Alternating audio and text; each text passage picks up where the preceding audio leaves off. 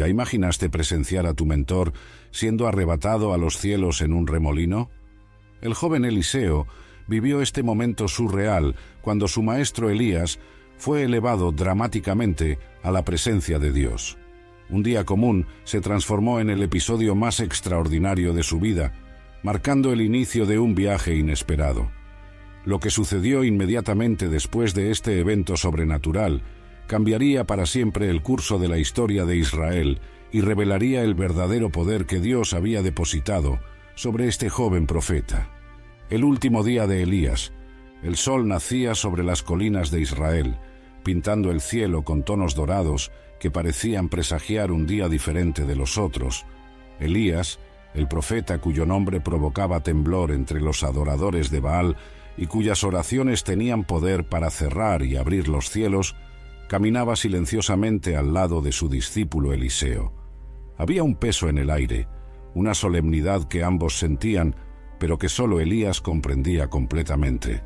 «Quédate aquí», dijo Elías con voz serena cuando llegaron a Gilgal, «pues el Señor me envió a Betel». Los ojos de Eliseo se fijaron en el rostro envejecido de su maestro. Durante años, él había seguido a este hombre, aprendiendo sobre el Dios vivo, presenciando milagros que desafiaban la naturaleza. Algo en su interior le decía que este no era un día para separaciones. «Tan cierto como el Señor vive y como tú vives, no te dejaré», respondió Eliseo con firmeza. Esta sería la primera de varias tentativas de Elías para dejar a su discípulo atrás. De Gilgal para Betel, de Betel para Jericó, y de Jericó para el Jordán. En cada punto, Elías invitaba a Eliseo a permanecer, y en cada momento, Eliseo renovaba su compromiso inquebrantable. Mientras caminaban, los hijos de los profetas, jóvenes discípulos de las escuelas proféticas, se acercaban a Eliseo con miradas preocupadas. «¿Sabes que hoy el Señor tomará a tu maestro?», preguntaban con voces apagadas. «Sí, lo sé», respondía Eliseo, «pero quédense en silencio». El peso del conocimiento anticipado hacía cada paso más significativo.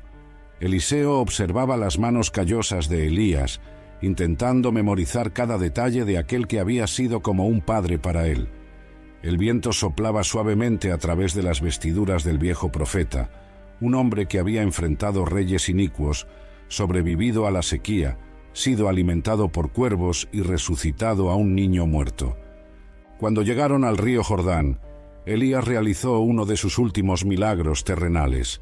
Tomando su manto, lo enrolló y golpeó las aguas. Inmediatamente, el río se dividió, abriendo un camino seco para que atravesaran, un eco del gran milagro de Moisés en el Mar Rojo, como si la historia sagrada creara paralelos entre sus grandes líderes. Del otro lado del río, en un lugar desierto donde solo los dos permanecían, Elías finalmente preguntó: «Dime lo que puedo hacer por ti antes de que sea tomado de ti». Sin vacilación, como quien ya había ponderado esta cuestión múltiples veces, Eliseo respondió: «Te pido que una porción doblada de tu espíritu venga sobre mí». Elías sacudió la cabeza, reconociendo la audacia y la fe en el pedido de su discípulo. «Pediste una cosa difícil. Si me vieres cuando sea tomado de ti, así te será hecho. Pero si no me vieres, no te será concedido». Mientras continuaban caminando y conversando, hubo un momento de suspensión en el tiempo. El cielo aún dorado por el sol de la mañana pareció oscurecerse por un instante antes de irrumpir en luz brillante. Un sonido como de vientos poderosos y llamas crepitantes llenó el aire, y ante los ojos abiertos de Eliseo apareció una visión que ningún otro ojo humano presenciaba en aquel momento. Una carroza de fuego y caballos llameantes, descendiendo en un remolino que separó a los dos hombres.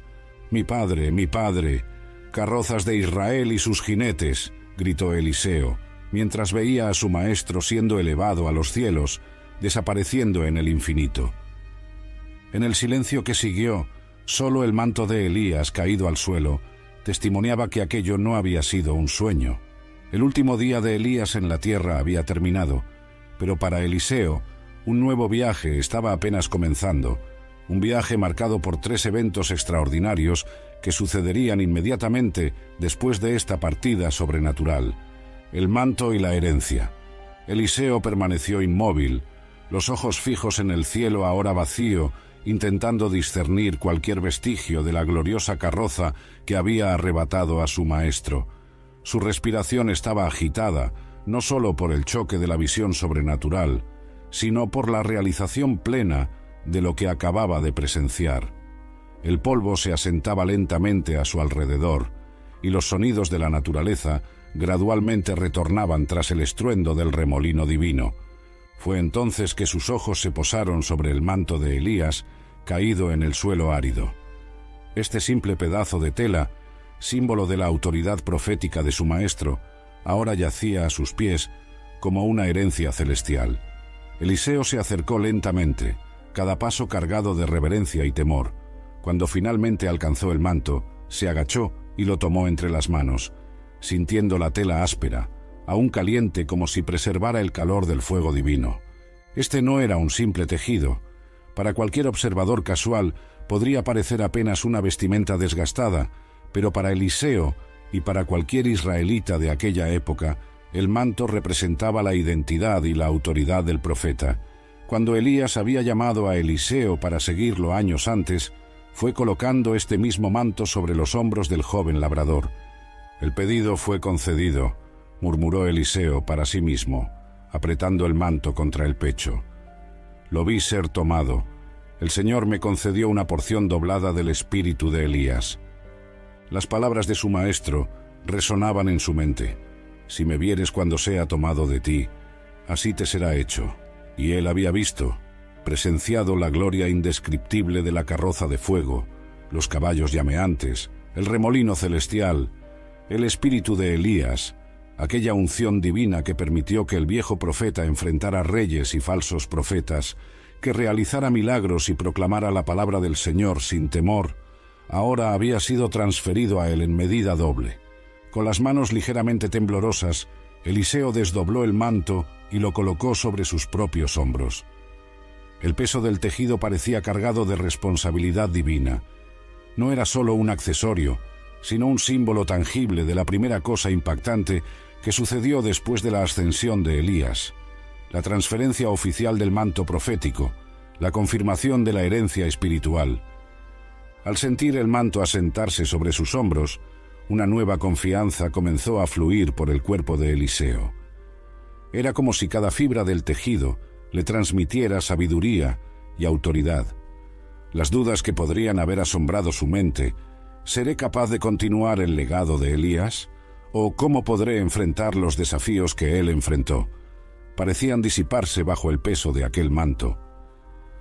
Eliseo levantó los ojos nuevamente hacia el cielo, ahora no más buscando a su maestro, sino como un gesto de gratitud y compromiso con el Dios que había escogido tanto a Elías como a él mismo. «Señor Dios de Elías», oró silenciosamente, «fortaléceme para cargar este manto con dignidad». El joven profeta, entonces, se volvió para contemplar el río Jordán, que los había dejado pasar milagrosamente antes de la ascensión de Elías. Ahora las aguas fluían normalmente, creando una barrera natural entre él y su retorno a la tierra de Israel. Era como si la propia naturaleza lo desafiara. «¿Qué harás ahora, sucesor de Elías?» Eliseo comprendió que este era el momento de su primera prueba. No bastaba solo recibir el manto, era necesario demostrar que el poder que acompañaba aquel símbolo también residía en él. Mientras caminaba en dirección a la orilla del río, sus pensamientos se volvieron hacia todas las veces que había visto a Elías operar en el poder de Dios, el fuego que descendió del cielo en el monte Carmelo, la lluvia que vino después de años de sequía, la multiplicación del aceite de la viuda. ¿Serían esas manifestaciones también parte de su ministerio ahora? El río corría vigorosamente ante él, sus aguas reflejando el sol de la mañana. Eliseo se detuvo en la orilla, consciente de que este momento definiría el inicio de su propio ministerio profético. Tomó el manto, lo dobló como había visto hacer a Elías horas antes, y con un movimiento determinado golpeó la superficie de las aguas. Lo que sucedió a continuación sería la segunda manifestación impactante tras la partida de Elías, una confirmación divina que resonaría por las generaciones siguientes y establecería a Eliseo como el legítimo sucesor del gran profeta que acababa de ascender a los cielos en gloria. Las aguas obedientes. ¿Dónde está el Señor, el Dios de Elías?, clamó Eliseo mientras golpeaba las aguas del Jordán con el manto que había recogido. El momento que siguió pareció extenderse por una eternidad. El río continuó corriendo, impasible, como si ignorara al nuevo portador del manto profético. ¿Sería posible que el poder no hubiera sido transferido? ¿Habría el Dios de Israel decidido no confirmar su elección de Eliseo como sucesor? Entonces, en un instante sorprendente, las aguas reaccionaron al toque del manto. Como obedeciendo a un comando divino invisible, el Jordán se dividió, abriendo un camino seco a través de su lecho. A la derecha y a la izquierda de Eliseo, las aguas formaron paredes líquidas que se mantenían milagrosamente suspendidas, contrariando todas las leyes naturales conocidas por los hombres. Este era el segundo evento impactante que ocurría inmediatamente después de la ascensión de Elías, la confirmación pública del poder profético transferido a Eliseo. No era solo una repetición del milagro anterior realizado por Elías, era una declaración divina de que la autoridad espiritual ahora reposaba sobre los hombros del nuevo profeta con la misma, o tal vez mayor, intensidad. Eliseo atravesó sobre tierra seca, sus pies tocando el lecho del río, sin que una gota siquiera mojara sus sandalias. Cada paso que daba era un testimonio silencioso de la realidad de su unción y de la fidelidad del Dios, que lo había llamado para esta misión. No estaba más caminando en la sombra de Elías. Estaba ahora avanzando en su propio derecho, como portavoz escogido del Altísimo. Del otro lado del río, un grupo de 50 hombres de las escuelas de los profetas observaba la escena con asombro. Ellos se habían posicionado a distancia para presenciar lo que sucedería después de la partida de Elías, tal vez escépticos en cuanto a la capacidad de Eliseo de continuar el legado de su extraordinario maestro. Ahora, con los ojos abiertos y expresiones de asombro, contemplaban la misma manifestación sobrenatural que había marcado el ministerio de Elías. Cuando Eliseo completó la travesía, las aguas del Jordán volvieron a fluir normalmente, como si nunca hubieran sido interrumpidas. El profeta ajustó el manto sobre sus hombros y caminó en dirección al grupo de discípulos que lo observaba. En sus rostros, la duda había dado lugar a la certeza y al respeto. «El espíritu de Elías reposa sobre Eliseo», declaró uno de ellos, cayendo postrado ante el nuevo líder. Los otros siguieron su ejemplo, inclinándose en reverencia no solo al hombre, sino al poder divino que claramente operaba a través de él. Era una escena impresionante. 50 profetas reconociendo simultáneamente la autoridad espiritual de Eliseo, confirmando con su gesto de sumisión la elección que Dios había hecho. Para Eliseo, este momento de reconocimiento público representaba la concretización de la promesa. Mientras Elías había frecuentemente operado solo, enfrentando la oposición y el aislamiento, Eliseo iniciaba su ministerio con un círculo de discípulos ya establecido, hombres que habían presenciado la transferencia de poder y estaban dispuestos a seguirlo. «Vimos lo que sucedió», dijo uno de los profetas más viejos, levantándose. «El Señor tomó a tu maestro y colocó su espíritu sobre ti. Somos tus siervos ahora». Eliseo observó los rostros frente a él, algunos jóvenes y ansiosos, otros más viejos y experimentados en las cosas de Dios. Todos esperaban sus primeras palabras como líder confirmado. El peso de la responsabilidad se asentó más firmemente sobre sus hombros, pero ahora era acompañado por la confianza que venía de la confirmación divina.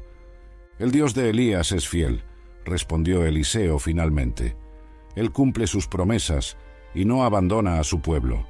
Lo que ustedes presenciaron hoy no fue por mi propia fuerza, sino por la mano poderosa de aquel que me llamó». Los discípulos asintieron, absorbiendo la humildad y la sabiduría en las palabras de su nuevo líder. Había una cualidad en Eliseo que simultáneamente reflejaba a su maestro y revelaba su propia personalidad única. Donde Elías había sido tempestuoso y solitario como un desierto, Eliseo demostraba la calma y la accesibilidad de un campo fértil, diferentes manifestaciones del mismo espíritu profético. Uno de los hombres dio un paso adelante, vacilante. «Maestro», dijo él, «permite que 50 hombres fuertes de entre nosotros salgan para buscar a Elías. Tal vez el Espíritu del Señor lo haya arrebatado solo para colocarlo en algún monte o valle». Era una sugerencia natural, nacida de la dificultad humana en aceptar completamente realidades sobrenaturales. Incluso habiendo presenciado el milagro de la división de las aguas, algunos aún buscaban una explicación más terrenal para la desaparición de Elías. Eliseo sacudió la cabeza, reconociendo la dificultad que sus seguidores enfrentaban en comprender la magnitud de lo que había ocurrido. «No envíen a nadie», respondió con firmeza. «Elías fue llevado por el Señor para la gloria celestial, no para algún lugar terreno». Los discípulos insistieron, sin embargo, hasta que Eliseo, percibiendo que necesitaban esta confirmación final para aceptar plenamente la transición, consintió. «Envíen entonces». Durante 3 días, los 50 hombres fuertes recorrieron montañas y valles, buscando en vano al profeta desaparecido. Cuando retornaron exhaustos y cabizbajos, su búsqueda infructuosa sirvió como testimonio final de que Elías realmente había partido de este mundo de manera sobrenatural. «¿No os dije que no fuerais?», les recordó Eliseo gentilmente. Este período de búsqueda y confirmación sirvió como una transición importante, permitiendo que los discípulos procesaran el luto por la partida de su antiguo líder y aceptaran completamente el liderazgo de Eliseo. Cuando finalmente se reunieron nuevamente a los pies del nuevo profeta, estaban listos para seguir adelante bajo su orientación. Lo que ninguno de ellos podría anticipar era que el tercer evento impactante después de la ascensión de Elías estaba a punto de ocurrir, un acontecimiento que establecería definitivamente el patrón del ministerio de Eliseo y revelaría tanto su compasión como su poder. Aguas purificadas, vida restaurada. El sol de la tarde lanzaba largas sombras sobre Jericó cuando Eliseo y sus seguidores entraron en la antigua ciudad. Conocida como la ciudad de las palmeras, Jericó ostentaba una ubicación estratégica y una historia impresionante que se remontaba a siglos. Era una ciudad reconstruida, habiendo sido completamente destruida en los tiempos de Josué y posteriormente reedificada durante el reinado de Acab. Aunque bella a distancia, con sus palmeras esbeltas y fortificaciones imponentes, Jericó enfrentaba un problema serio que amenazaba su propia existencia. Este problema sería el escenario para el tercer evento impactante después de la ascensión de Elías, una demostración del poder de restauración en las manos del nuevo profeta. Los líderes de la ciudad se acercaron a Eliseo tan pronto como supieron de su llegada. Eran hombres de expresiones preocupadas, cargando el peso de una comunidad en crisis.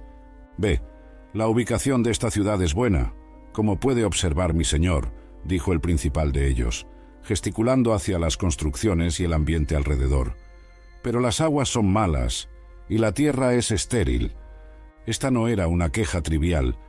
En una región frecuentemente azotada por la sequía, donde cada gota de agua era preciosa, tener una fuente permanente era esencial para la supervivencia. Jericó poseía una fuente abundante, pero sus aguas estaban contaminadas, causando enfermedad y muerte en vez de sustentar la vida. La tierra circundante, que debería ser fértil gracias al agua disponible, permanecía improductiva, incapaz de producir cosechas satisfactorias. Algunos creían que este era el cumplimiento de la antigua maldición pronunciada por Josué sobre quien reconstruyera la ciudad. Otros sospechaban de causas naturales, pero todos concordaban en una cosa: solo una intervención sobrenatural podría resolver el problema que amenazaba la existencia continuada de la ciudad. Eliseo escuchó atentamente el pedido implícito. Aquí estaba una oportunidad no solo de demostrar el poder que había recibido, sino de manifestar algo fundamental sobre el carácter del Dios que servía, un Dios interesado en restaurar y curar, en transformar maldición en bendición. «Tráiganme un plato nuevo y pongan sal en él», instruyó Eliseo con calma. Los hombres intercambiaron miradas confusas. un pedido simple, casi trivial, ante un problema tan grave. Sin embargo, obedecieron prontamente, retornando en poco tiempo con un plato de cerámica que nunca había sido usado, conteniendo sal pura. Eliseo tomó el plato en sus manos y caminó en dirección a la fuente principal de la ciudad, seguido por los líderes locales y por los discípulos de las escuelas de los profetas. Una pequeña multitud comenzó a formarse, curiosa sobre lo que este sucesor de Elías haría para resolver el problema que desde hace tanto tiempo afligía a la comunidad. La fuente brotaba de la base de una colina, formando una pequeña piscina antes de seguir en un riachuelo que debería irrigar los campos. El agua parecía clara, pero su olor sulfuroso revelaba la contaminación que cargaba. Alrededor de la fuente, la vegetación era escasa y enfermiza, un testimonio visual de la toxicidad presente. Eliseo se detuvo al borde de la fuente, contemplando las aguas por un momento. Entonces, levantó el plato con sal y con un movimiento deliberado lo arrojó en el nacimiento. «Así dice el Señor», proclamó con voz clara que resonó entre las colinas, «purifiqué estas aguas, ya no procederá de ellas muerte ni esterilidad». En el instante en que la sal tocó el agua, una transformación extraordinaria comenzó a ocurrir.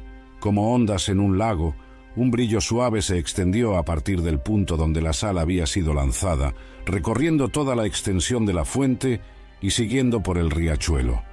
El olor sulfuroso se disipó inmediatamente, sustituido por la frescura característica de agua pura. Uno de los hombres más jóvenes, impulsado por la curiosidad, se agachó y tomó un poco de agua en las manos, llevándola a los labios vacilantemente. Sus ojos se abrieron en sorpresa y una sonrisa amplia se extendió por su rostro. «Está pura», exclamó bebiendo más ávidamente, «dulce como el rocío de la mañana». Otros siguieron su ejemplo, maravillados con la transformación instantánea. Lo que por años había sido fuente de enfermedad y muerte, ahora traía vida y restauración.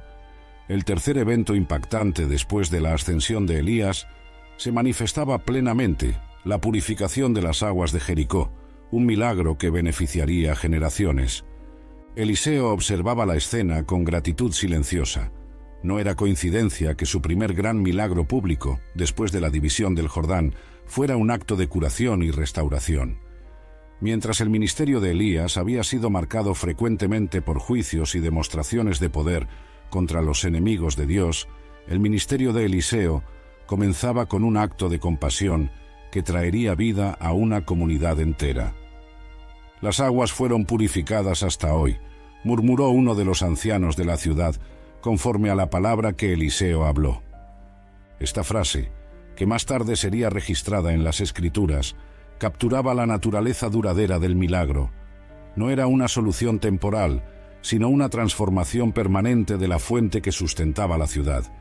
Los habitantes de Jericó comprendieron que estaban presenciando un nuevo comienzo para su comunidad. En los días y semanas siguientes, la transformación de la fuente se extendió a la tierra circundante. Campos que por años habían producido cosechas escasas comenzaron a florecer. Árboles frutales que se habían marchitado se revigorizaron, cargados de frutos. La propia coloración del paisaje cambió gradualmente, el marrón dando lugar a tonos vibrantes de verde que se extendían como un testimonio visible de la bendición divina. Para Eliseo, este milagro estableció el tono de su ministerio venidero. A través de un gesto aparentemente simple, sal en un plato nuevo, Dios había demostrado su poder de transformar maldición en bendición, esterilidad en fertilidad, muerte en vida. Era un mensaje que Eliseo cargaría por todo Israel en los años siguientes. El Dios de Elías continuaba trabajando, ahora a través de su sucesor, para restaurar y renovar. Los tres eventos impactantes que ocurrieron inmediatamente después de la ascensión de Elías, la transferencia del manto, la división del Jordán y la purificación de las aguas de Jericó, formaron juntos un poderoso testimonio del llamado divino sobre Eliseo. El discípulo había verdaderamente recibido la porción doblada del espíritu de su maestro y estaba ahora equipado para continuar y expandir el trabajo profético en Israel. Mientras la noche caía sobre Jericó, con sus habitantes celebrando el milagro que transformara su futuro, Eliseo se retiró para un momento de reflexión y oración. El camino frente a él sería desafiante, repleto de confrontaciones con reyes y falsos profetas, situaciones que exigirían sabiduría divina y coraje inquebrantable. Pero estas primeras manifestaciones del poder de Dios a través de él servirían como anclas para su fe en los tiempos difíciles que vendrían. El joven que una vez había dejado sus bueyes en el campo para seguir a Elías estaba ahora firmemente establecido como el principal profeta de Israel, portador de la palabra del Señor para una nación que frecuentemente se desviaba de los caminos divinos, y así como las aguas de Jericó habían sido transformadas para traer vida en vez de muerte, Eliseo buscaría transformar los corazones del pueblo de Dios, llamándolos de vuelta a la fidelidad y a la verdad. El confronto en Betel. La mañana siguiente trajo nuevas decisiones para Eliseo. Con el milagro de Jericó aún fresco en la memoria de los discípulos que lo acompañaban, el nuevo profeta se sintió impelido a continuar su jornada. Israel necesitaba saber que, aunque Elías se hubiera ido, el Dios de Israel no había dejado a su pueblo sin un portavoz. «Subiré a Betel», anunció Eliseo a los discípulos más cercanos. La elección de Betel no era casual. Situada en las colinas de Efraín, la ciudad cargaba una historia espiritual compleja. Había sido local de revelación divina para Jacob siglos antes, donde el patriarca había visto ángeles subiendo y bajando en una escalera que alcanzaba los cielos. Sin embargo, en los tiempos recientes, Betel se había convertido en un centro de idolatría, albergando uno de los becerros de oro que Jeroboam había establecido para competir con el templo en Jerusalén. El camino hacia Betel serpenteaba por colinas rocosas, subiendo constantemente. Eliseo caminaba con pasos firmes, el manto de Elías destacándose contra sus vestiduras más simples. Sus discípulos lo seguían, conversando en voz baja sobre los eventos extraordinarios de los días anteriores. A medida que se aproximaban a la ciudad, el paisaje cambiaba. Betel era una comunidad próspera, con casas de piedra bien construidas y muros sólidos. De lejos, se podía ver el santuario pagano donde el becerro de oro atraía a adoradores desviados de los verdaderos caminos del Señor. Mientras el grupo entraba por las puertas de la ciudad, Eliseo percibió miradas curiosas y algunas claramente hostiles. La noticia de la ascensión de Elías y de la sucesión de Eliseo ciertamente ya había llegado a este lugar, provocando reacciones diversas. Para muchos en Betel, los profetas del Señor representaban una amenaza a su forma de vida comprometida con la idolatría. Un grupo de muchachos comenzó a formarse en las calles laterales, observando la entrada de Eliseo con expresiones burlonas. Eran jóvenes de la ciudad, probablemente hijos de familias que habían abrazado la adoración al becerro de oro. Criados para despreciar a los verdaderos profetas, ellos veían en Eliseo un blanco para su escarnio. «Es aquel que dice haber recibido el espíritu de Elías», murmuró uno de ellos lo suficientemente alto para ser oído. «¿Dónde está tu maestro?» «Voló lejos», provocó otro, incitando risas en el grupo que crecía. Eliseo continuaba caminando, aparentemente ajeno a las provocaciones, pero interiormente consciente de la tensión creciente. Aquí estaba una manifestación clara de la apostasía de Israel, jóvenes criados para burlarse de los siervos de Dios y cuestionar abiertamente el poder divino. Cuando Eliseo llegó a un área más abierta dentro de la ciudad, probablemente la plaza central donde pretendía proclamar su mensaje, el grupo de jóvenes se volvió más osado. Saliendo de los callejones y calles laterales, formaron un semicírculo detrás del profeta y comenzaron a gritar abiertamente: «¡Sube, calvo! ¡Sube, calvo!». El insulto era doblemente ofensivo. Sube era una referencia burlona a la ascensión de Elías. «¿Por qué no subes tan bien como tu maestro?». Mientras calvo era un término de desprecio en la cultura de la época, asociado a la vergüenza y posiblemente a la impureza ritual. No era simplemente una provocación infantil, sino un desafío deliberado a la autoridad profética y, por extensión, al propio Dios que Eliseo representaba. Los discípulos que acompañaban a Eliseo se pusieron tensos, algunos mostrándose listos para intervenir y dispersar a los jóvenes insolentes. Sin embargo, Eliseo levantó la mano, señalando que sus seguidores debían permanecer donde estaban. El profeta entonces se volvió lentamente, encarando al grupo de jóvenes escarnecedores. El momento que siguió fue cargado de significado. Diferente de Elías, que frecuentemente actuaba solo, Eliseo estaba rodeado de testigos, tanto sus propios discípulos como los habitantes de Betel. Lo que sucedería ahora establecería un precedente importante para su ministerio. Eliseo miró fijamente a los jóvenes con una mirada penetrante que parecía ver más allá de sus expresiones burlonas, alcanzando la rebelión enraizada en sus corazones. Cuando habló, su voz no era alta, pero cargaba una autoridad que hizo que las sonrisas vacilaran. Se volvió, miró hacia ellos y los maldijo en nombre del Señor. Las palabras flotaron en el aire como el presagio de una tormenta. No fueron registradas cuáles palabras exactas Eliseo pronunció, pero la maldición fue emitida en nombre del Señor, no como expresión de venganza personal, sino como un juicio divino contra aquellos que deliberadamente despreciaban al profeta de Dios y, por extensión, al propio Dios de Israel. Apenas las palabras habían dejado los labios de Eliseo cuando un rugido fue oído de los bosques cercanos al camino. Para horror de los presentes, 2 osas surgieron entre los árboles, avanzando rápidamente en dirección a los jóvenes burladores. El pánico se instaló instantáneamente. Las sonrisas provocadoras se transformaron en expresiones de terror absoluto, mientras los muchachos intentaban huir en todas direcciones. Las osas, moviéndose con la velocidad y ferocidad características de su especie cuando están amenazadas, alcanzaron al grupo en segundos. Los gritos de terror resonaron por las calles de Betel, mientras 42 de los jóvenes eran atacados por las fieras enfurecidas. Los habitantes de la ciudad, atraídos por los gritos, salieron de sus casas solo para presenciar las consecuencias devastadoras del juicio divino. Algunos corrieron para ayudar a los heridos, otros permanecieron paralizados por el impacto. Los discípulos de Eliseo observaban la escena con expresiones solemnes, comprendiendo que estaban presenciando no un acto de venganza personal, sino una manifestación del juicio divino contra la blasfemia y la falta de respeto deliberada. Cuando el tumulto finalmente cesó y las osas regresaron al bosque, un silencio pesado cayó sobre Betel. Eliseo permaneció inmóvil por algunos momentos, su rostro reflejando no satisfacción, sino la solemne consciencia del poder que ahora fluía a través de él. Este no era el tipo de milagro que él habría escogido para establecer su autoridad, pero demostraba claramente que el Dios de Israel no toleraría el escarnio contra sus mensajeros.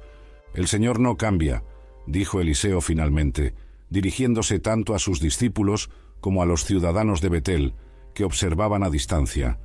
Él honra a aquellos que lo honran y desprecia a aquellos que lo desprecian. Lo que presenciaron hoy es una advertencia para todo Israel. El camino de la burla contra el Altísimo lleva a la destrucción.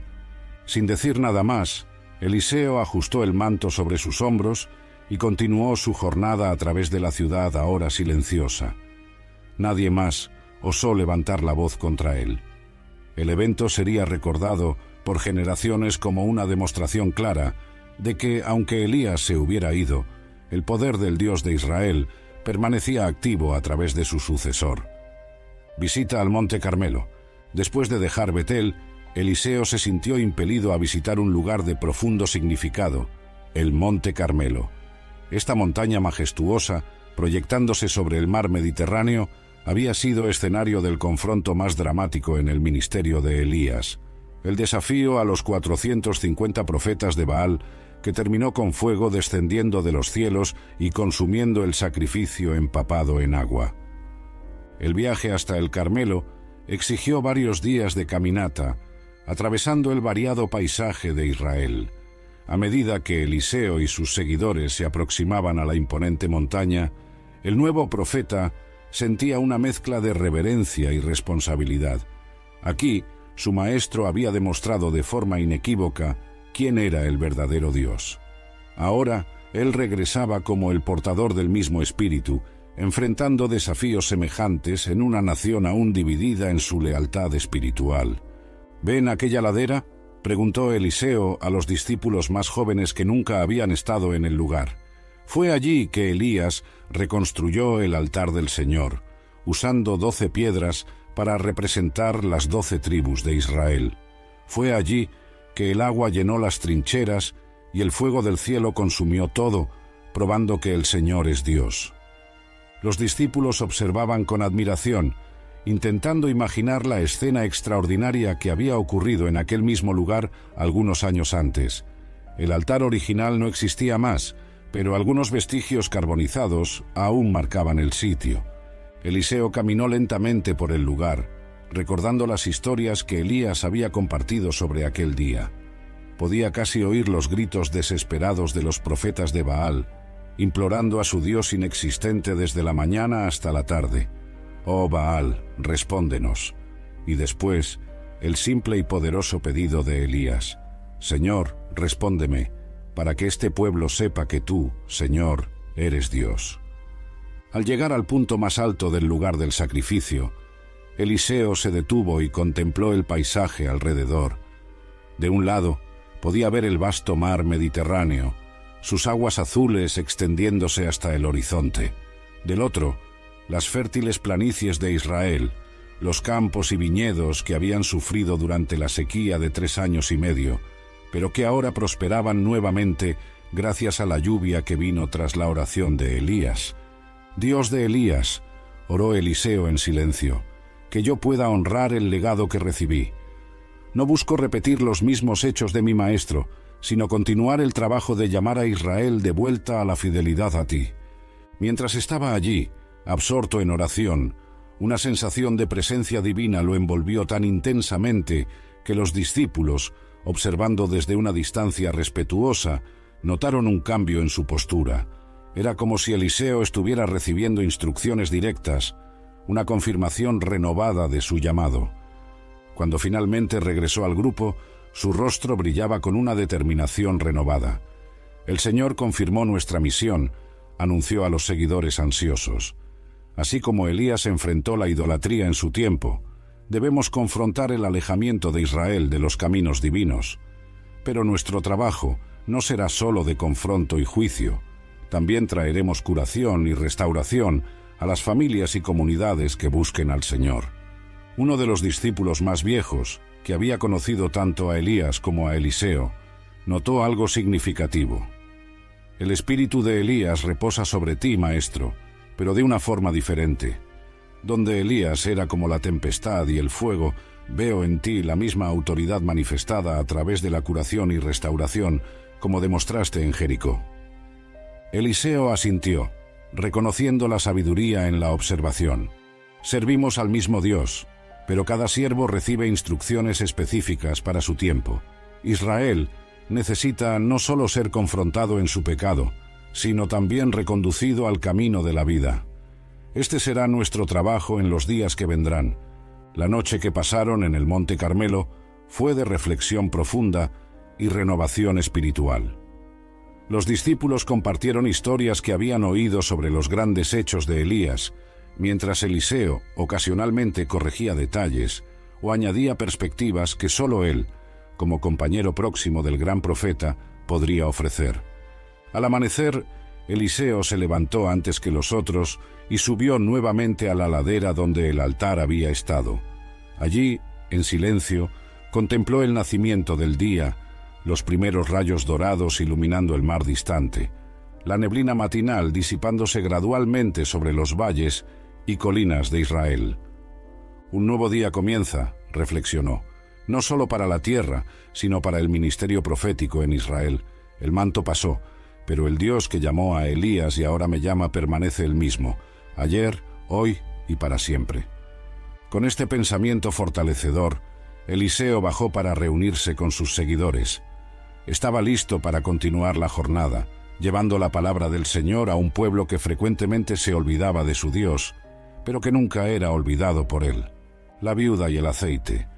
Entre las muchas historias que circularían posteriormente sobre el ministerio de Eliseo, pocas capturan tan perfectamente el corazón compasivo del profeta como el episodio involucrando a una viuda desesperada y sus hijos. Este acontecimiento, ocurrido poco tiempo después de los eventos en Betel y la visita al Monte Carmelo, revelaría una dimensión importante del carácter de Dios que Eliseo estaba destinado a manifestar. La mañana comenzó como tantas otras para Eliseo y sus discípulos, con oraciones y enseñanzas, cuando una mujer en visible aflicción se aproximó al lugar donde estaban acampados. Sus vestiduras simples y gastadas indicaban pobreza, pero era la expresión de desesperación en su rostro la que inmediatamente captó la atención del profeta. «Mi señor», clamó ella, postrándose a los pies de Eliseo, «tu siervo, mi marido, murió, y tú sabes que él temía al Señor. Ahora vino el acreedor para llevar a mis 2 hijos como esclavos». La ley israelita permitía que los acreedores tomaran a los hijos como siervos temporarios, cuando una deuda no podía ser pagada. Era una práctica legal, aunque severa, especialmente para una viuda que perdía así, no solo al compañero, sino también el apoyo que los hijos representaban para su supervivencia. Los discípulos observaban, curiosos para ver cómo Eliseo respondería a este ruego desesperado. El profeta miró a la mujer con compasión genuina. Había algo en su situación que tocaba profundamente el corazón de Eliseo. Tal vez porque su propio maestro, Elías, había sido sustentado por una viuda durante la gran hambre, o tal vez porque el Dios que servía siempre se declaraba protector de los vulnerables, de las viudas, de los huérfanos y de los extranjeros. «¿Qué puedo hacer por ti?», preguntó Eliseo, su voz gentil contrastando con la autoridad que había demostrado en Betel. «Dime, ¿qué tienes en casa?». La pregunta parecía extraña. ¿Qué podría tener en casa una viuda tan pobre que sus hijos estaban a punto de ser llevados como esclavos? La mujer respondió con la simplicidad de la absoluta pobreza. «Tu sierva no tiene nada en casa, sino una pequeña jarra de aceite». Eliseo asintió, como si esta respuesta confirmara algo que ya esperaba. El aceite era un ítem básico en cada hogar israelita, usado para cocinar, para iluminación y para fines medicinales. Tener solo una pequeña cantidad era realmente el símbolo de la extrema escasez.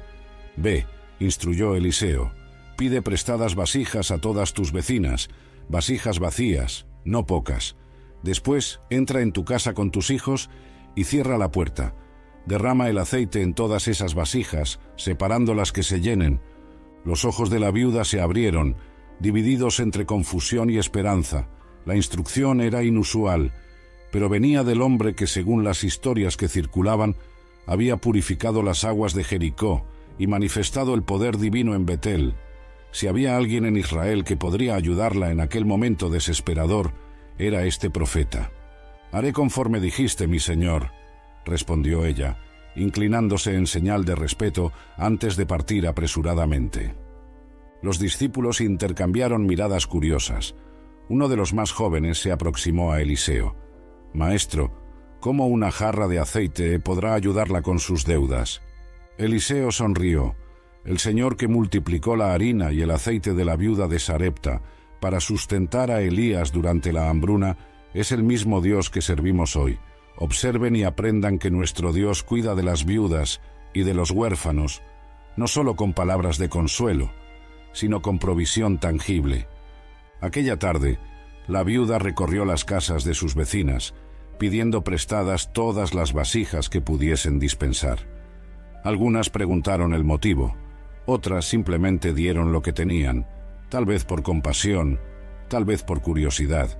Cuando retornó para casa, ella y sus hijos cargaban decenas de jarros, ollas y vasijas de diversos tamaños.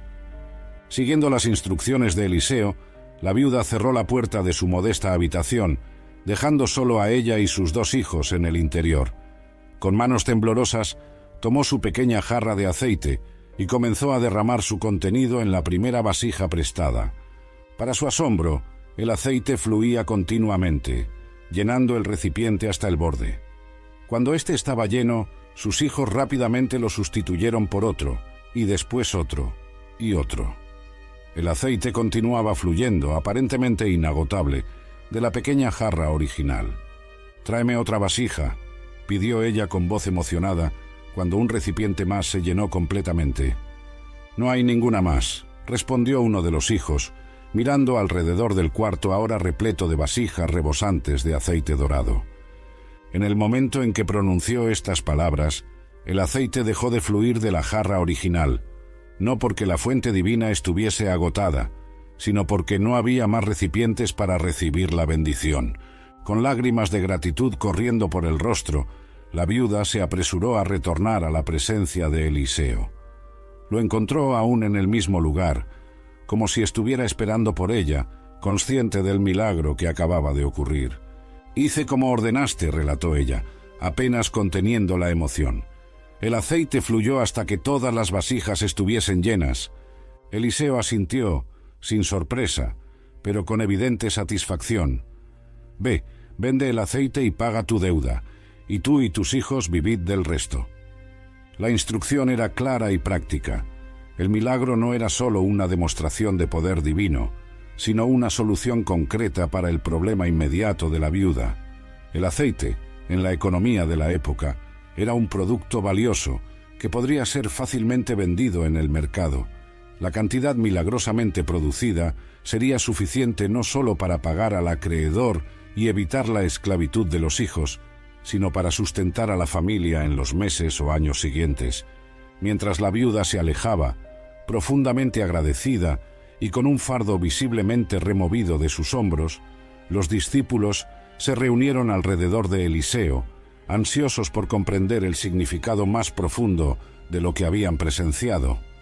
«Este milagro», explicó Eliseo, «revela más que el poder de Dios para multiplicar el aceite. Muestra su cuidado por los vulnerables y su respuesta a la fe. Observen que la bendición fluyó mientras había vasijas para recibirla, y cesó apenas cuando no había más recipientes».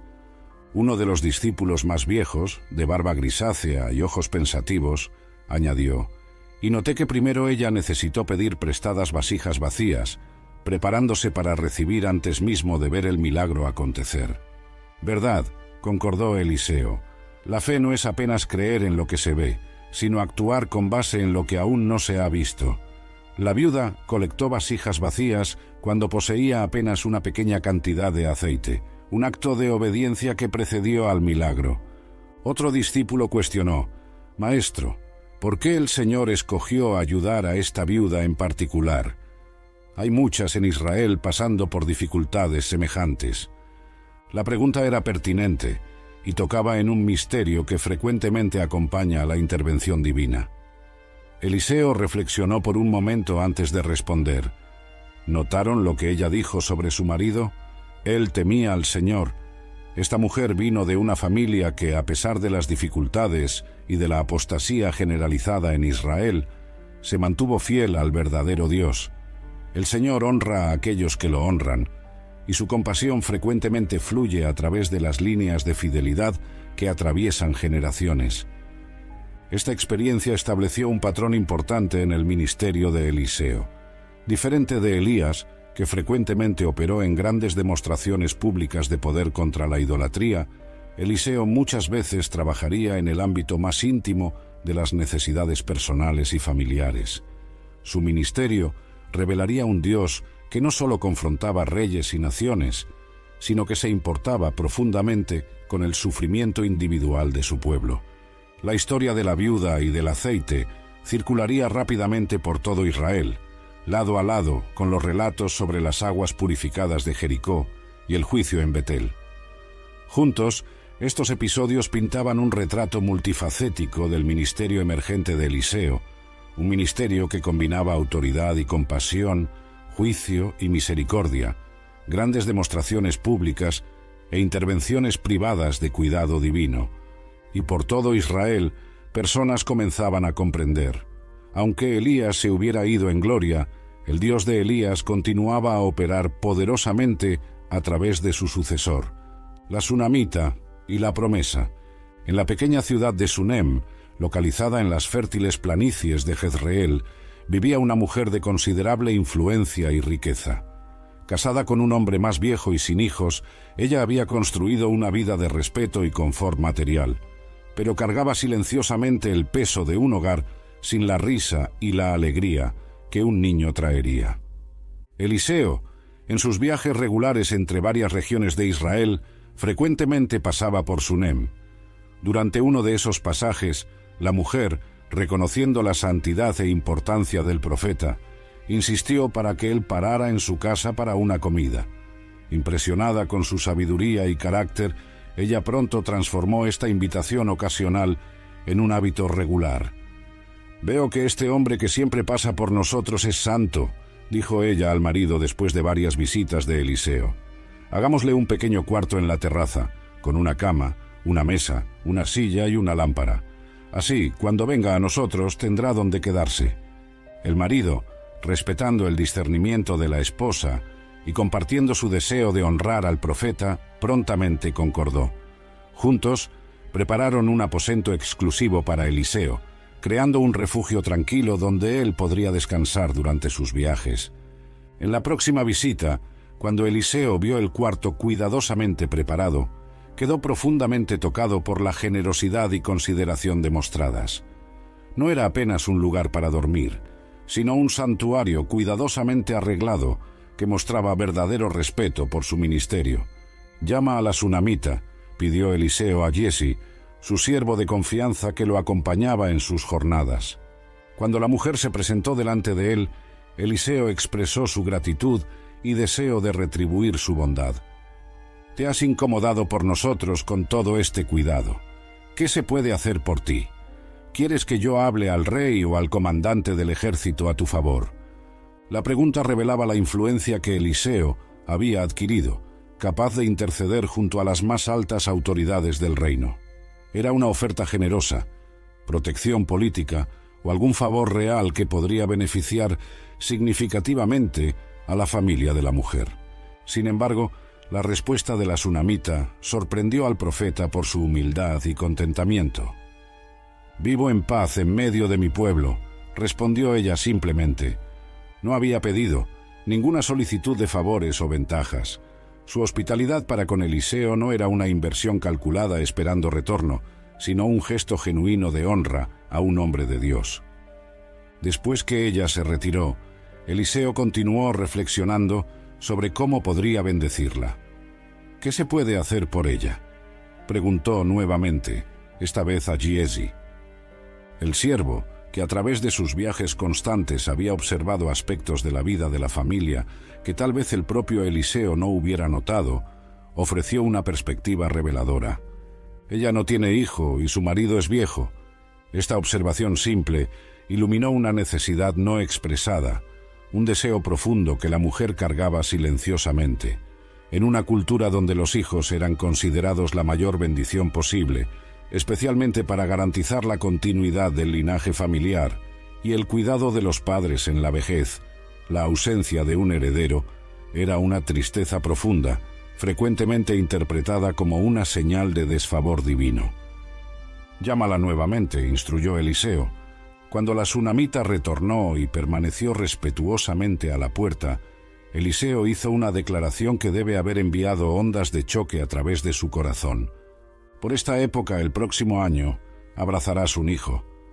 Los ojos de la mujer se abrieron, una mezcla de esperanza y temor reflejándose en ellos. Ella había abandonado tal sueño hace mucho tiempo, aceptando su condición sin hijos como un destino inmutable. Oír ahora tal promesa de la boca del profeta era casi doloroso en su belleza imposible. «No, mi señor, hombre de Dios», imploró ella, «no engañes a tu sierva».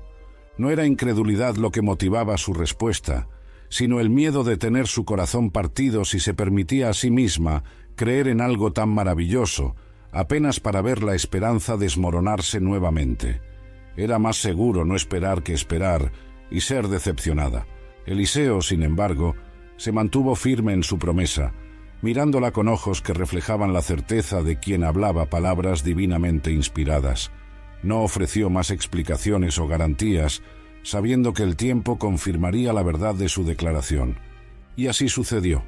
En el tiempo determinado, aproximadamente un año después, la sunamita dio a luz a un hijo, exactamente como Eliseo había anunciado. La casa que una vez conociera apenas el diálogo entre dos adultos, ahora resonaba con el llanto y posteriormente con la risa de un niño. El milagro tan silenciosamente deseado y tan sorprendentemente concedido transformó completamente la vida de la familia. Años pasaron y el niño creció saludable y fuerte, la alegría de sus padres ya envejecidos, especialmente para el padre, que ya estaba en edad avanzada cuando el hijo nació. Cada día con el niño era considerado una bendición preciosa, una extensión de vida y esperanza que él nunca esperara experimentar. En una mañana de verano, durante la temporada de cosecha, el niño, ahora con edad suficiente para acompañar al padre a los campos, salió alegremente para observar a los trabajadores cortando y enfardando el trigo maduro. El sol brillaba intensamente sobre las planicies de Jezreel, los campos dorados ondulando con la brisa suave y el aire lleno de los sonidos de la cosecha, voces de los trabajadores llamándose unos a otros, el tintineo rítmico de las hoces, cortando los tallos. Súbitamente, el niño llevó las manos a la cabeza, un grito de dolor escapando de sus labios. «¡Mi cabeza, mi cabeza!», clamó él al padre. Alarmado, el padre ordenó a uno de los siervos: «Llévalo a su madre». El siervo rápidamente recogió al niño que gemía y se apresuró de vuelta a la casa, donde la madre aguardaba, inconsciente de la tragedia que se aproximaba. Cuando vio a su hijo siendo traído del campo antes de la hora, pálido y claramente en agonía, su corazón se contrajo con un miedo que ninguna madre debería conocer. Tomando al hijo en los brazos, ella lo acurrucó en su regazo, intentando confortarlo como había hecho tantas veces durante pequeñas enfermedades y lastimaduras infantiles. Pero esta no era una condición común. El niño permaneció en su regazo hasta el mediodía, su cuerpo pequeño, contrayéndose con el dolor, hasta que, con un último suspiro, falleció en sus brazos. El mundo de la sunamita se desmoronó en aquel momento. El hijo milagroso, la dádiva inesperada que había traído tanta alegría, ahora yacía sin vida. Sin embargo, en medio al dolor devastador, algo extraordinario sucedió en el corazón de la mujer, no desesperación paralizante, sino una determinación nacida de la fe. En vez de entregarse a los lamentos rituales tradicionales o llamar inmediatamente al marido, la sunamita tomó una decisión sorprendente. Cargando el cuerpo del hijo, subió hasta el cuarto que había preparado para Eliseo y cuidadosamente colocó al niño en la cama del profeta. Cerró la puerta al salir, no compartiendo con nadie lo que había ocurrido. Solicitó entonces al marido que enviara a uno de los siervos y una jumenta para que pudiera ir rápidamente hasta el hombre de Dios en el monte Carmelo. Cuando el marido, confuso, preguntó por qué ella visitaría al profeta fuera del calendario regular de las lunas nuevas y sábados, ella respondió simplemente: «Quedará todo bien». Con estas palabras enigmáticas, partió en busca del único hombre que, en su mente, podría ofrecer esperanza ante la muerte, el mismo que había prometido vida cuando ninguna vida parecía posible.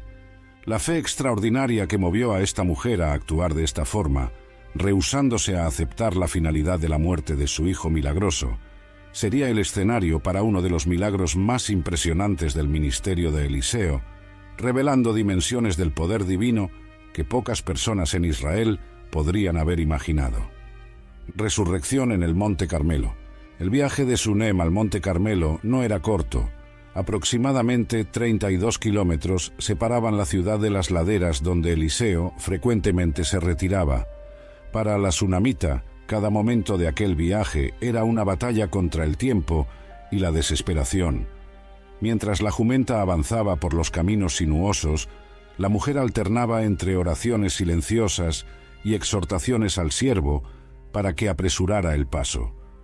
«No disminuyas la marcha, a menos que yo te ordene», instruyó ella firmemente. El sol ya había pasado del mediodía cuando finalmente avistaron la silueta familiar del Monte Carmelo contra el cielo. Desde su punto de observación elevado, Eliseo notó una figura aproximándose rápidamente, una mujer montada en una jumenta. seguida por un siervo que se esforzaba para acompañar el ritmo. «Mira», dijo él a Giezi, «es la tsunamita que viene». Corre a su encuentro y pregunta: «¿Está todo bien contigo? ¿Con tu marido? ¿Con el niño?». Había algo en la velocidad y en la determinación de la aproximación de la mujer que alertó a Eliseo de que esta no era una visita común. Giezi obedeció prontamente, corriendo ladera abajo para interceptar a la visitante.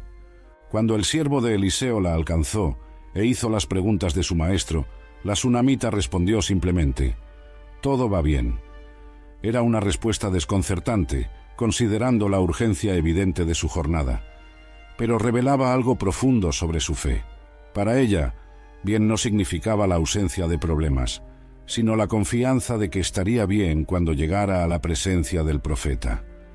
Sin detenerse para explicaciones adicionales a Giezi, la tsunamita continuó subiendo la ladera hasta encontrar a Eliseo. Cuando finalmente lo alcanzó, en un gesto de profunda angustia y reverencia, ella se lanzó al suelo y abrazó los pies del profeta.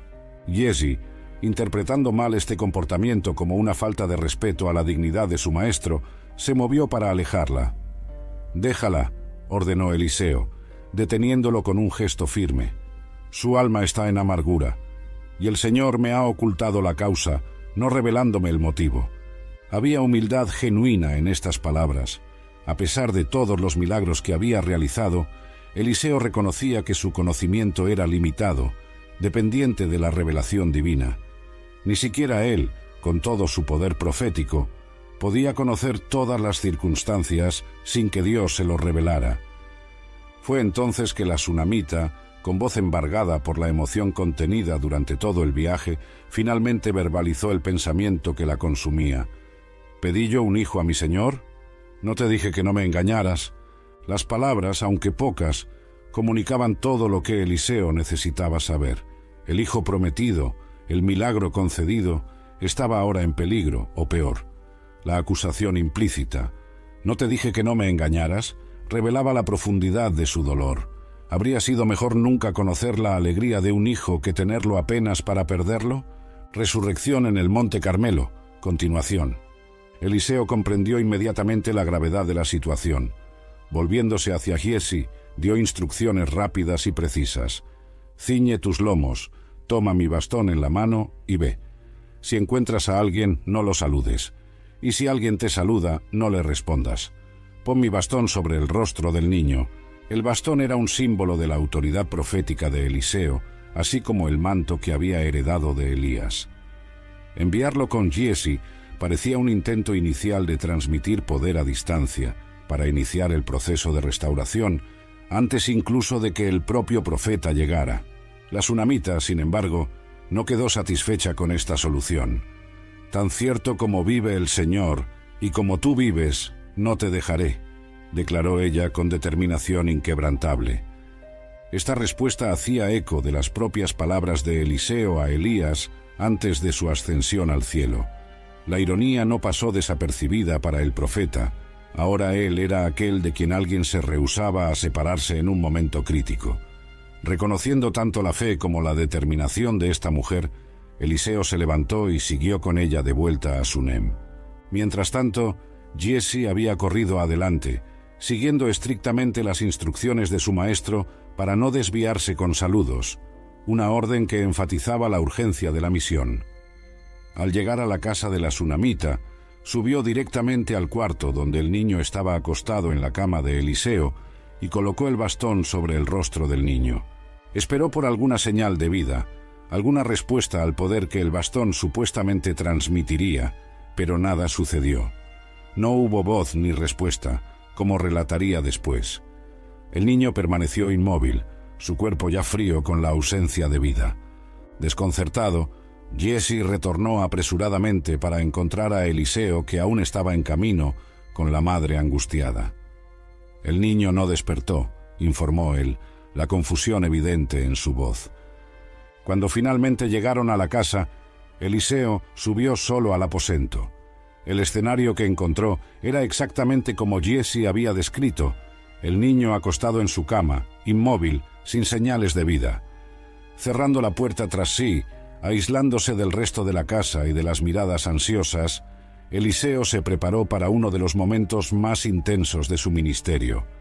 Primero, el profeta oró al Señor. No fueron registradas sus palabras exactas, pero podemos imaginar el clamor por intervención divina, reconociendo que apenas Dios, el autor de la vida, podría revertir la finalidad de la muerte. Después de la oración, Eliseo se aproximó a la cama y se acostó sobre el niño, su boca sobre la boca del niño, sus ojos sobre los ojos de él, sus manos sobre las manos de él, extendiendo su propio cuerpo sobre el pequeño cuerpo sin vida. Era un gesto íntimo y poderoso, como si el profeta buscara transferir no apenas calor, sino la propia esencia de la vida de su cuerpo para el del niño. Gradualmente, el cuerpo del niño comenzó a calentarse, una primera señal imperceptible de cambio. Eliseo entonces se levantó y anduvo de un lado para otro en el cuarto, una manifestación física de su intensa concentración espiritual, antes de retornar y acostarse nuevamente sobre el niño, continuando el proceso de restauración. Súbitamente lo impensable sucedió. El niño estornudó 7 veces y sus ojos se abrieron. El soplo de la vida había retornado, la muerte había sido vencida y el hijo prometido había sido restaurado. «Llama a la sunamita», ordenó Eliseo a Giesi, su voz ahora cargada no de urgencia sino de triunfo. Cuando la mujer entró en el aposento y vio a su hijo sentado en la cama, vivo y restaurado, las emociones que la inundaron son casi imposibles de describir. Sin palabras, ella se postró nuevamente a los pies de Eliseo, no más en desesperación, sino en gratitud desbordante. «Toma a tu hijo», le dijo el profeta simplemente. Levantándose, la sunamita tomó al niño en los brazos, sintiendo su calor, oyendo su respiración, viendo el brillo familiar en sus ojos. El milagro estaba completo. La vida que había sido dada como promesa y después aparentemente removida, había sido restaurada por un poder que trascendía el entendimiento humano. Este episodio extraordinario marcaría profundamente no apenas a la familia de la sunamita, sino todo el ministerio de Eliseo. Era la confirmación definitiva de que el Dios que había operado a través de Elías, el Dios que es Señor tanto de la vida como de la muerte, continuaba manifestando su poder a través de su sucesor, la olla de muerte. Después de la resurrección del hijo de la sunamita, la fama de Eliseo se esparció aún más por todo Israel. Las escuelas de los profetas, grupos de jóvenes dedicados al estudio de las Escrituras y al servicio profético, crecieron en número y dedicación bajo su liderazgo. En una época de compromiso espiritual e idolatría generalizada en el reino, estos centros se tornaron faros de fidelidad al Dios verdadero. Cierta ocasión, Eliseo visitaba la escuela de los profetas en Gilgal. La región enfrentaba una grave escasez de alimentos, tal vez no una hambruna completa como en los días de Elías, pero ciertamente un período de severa dificultad. Los jóvenes profetas, a pesar de su dedicación espiritual, no estaban exentos de los desafíos físicos que afectaban a todos los israelitas durante estos tiempos de escasez. Sentado entre los discípulos atentos, Eliseo percibía no apenas el hambre de conocimiento espiritual, sino también el hambre literal que sus cuerpos jóvenes enfrentaban. La comida del día sería escasa, tal vez algunos pedazos de pan duro, insuficientes para sustentar adecuadamente a hombres en desarrollo y aprendizaje. «Pon la olla grande al fuego», instruyó Eliseo a su siervo, «y haz un caldo para los hijos de los profetas». Era una orden simple, pero cargada de cuidado paternal. Como líder, Eliseo sentía responsabilidad no apenas por la formación espiritual de estos jóvenes, sino también por su bienestar físico. La olla grande sugería su intención de proporcionar una comida sustancial para el grupo entero. Uno de los jóvenes, ansioso por contribuir para la comida comunitaria, salió a los campos para colectar hierbas que pudiesen enriquecer el caldo. En tiempos de escasez, los israelitas frecuentemente recurrían a plantas silvestres para complementar su dieta limitada. El joven, aunque bien intencionado, no era especialista en identificar plantas comestibles. Vagando por el campo, el discípulo encontró una enredadera con frutos que se asemejaban a pepinos silvestres. Llenó su vestidura con estos frutos, retornando triunfante al campamento. Sin vacilación, cortó los frutos en pedazos y los añadió a la olla que hervía sobre el fuego, desconociendo el peligro que había introducido. Halliday presents, in the red corner, the undisputed, undefeated Weed Whacker Guy, champion of hurling grass and pollen everywhere. And in the blue corner, the challenger, extra strength Halliday. Eye drops that work all day to prevent the release of histamines that cause itchy allergy eyes. And the winner by knockout is Halliday. Halliday, bring it on. En la comida. Lo que el joven había cosechado eran, en realidad, coloquíntidas, frutos extremadamente amargos y tóxicos que, aunque superficialmente semejantes a pepinos, contenían sustancias que podían causar dolores intensos, convulsiones e incluso muerte si eran consumidos en cantidad suficiente. Cuando el caldo fue servido a los discípulos hambrientos, apenas habían tomado las primeras cucharadas cuando expresiones de alarma surgieron en sus rostros. «¡Hombre de Dios, hay muerte en la olla!», gritaron, soltando inmediatamente sus tazones. El sabor extremadamente amargo de la coloquíntida sirvió como una advertencia providencial, impidiendo que consumieran cantidades potencialmente fatales. Aún así, la situación era alarmante. La única comida disponible para el grupo había sido arruinada, y algunos ya sentían los primeros efectos tóxicos de la planta. Eliseo, en vez de reprender al joven bien intencionado que había inadvertidamente envenenado la comida, respondió con calma confiante: «Traed harina». La solicitud parecía extraña. ¿Cómo podría simple harina neutralizar un veneno potente? Sin embargo, los discípulos, habituados a presenciar el poder divino operando a través de medios aparentemente ordinarios en las manos del profeta, obedecieron sin cuestionar. Cuando la harina fue traída, Eliseo la lanzó en la olla e instruyó: «Servid al pueblo para que coma». Vacilantes pero confiantes en la palabra del profeta, los jóvenes sirvieron nuevamente el caldo. Para su asombro, el amargor había desaparecido completamente. El sabor era ahora no apenas tolerable, sino agradable y nutritivo. Y ya no había mal alguno en la olla. Registra el texto sagrado, confirmando la completa transformación de la sustancia tóxica en alimento saludable. Este milagro, aunque menos dramático que la resurrección de un niño o la multiplicación milagrosa del aceite, revelaba aspectos importantes tanto del ministerio de Eliseo como del carácter del Dios que él servía. Primero, demostraba el cuidado divino por las necesidades cotidianas y aparentemente mundanas.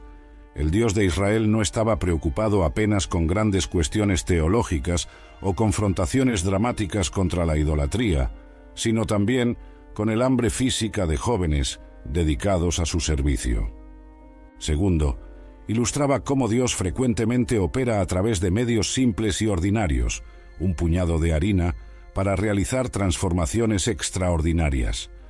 No hubo gestos dramáticos o invocaciones complejas, apenas la aplicación de un elemento común que, en las manos del profeta, se tornó instrumento de poder divino.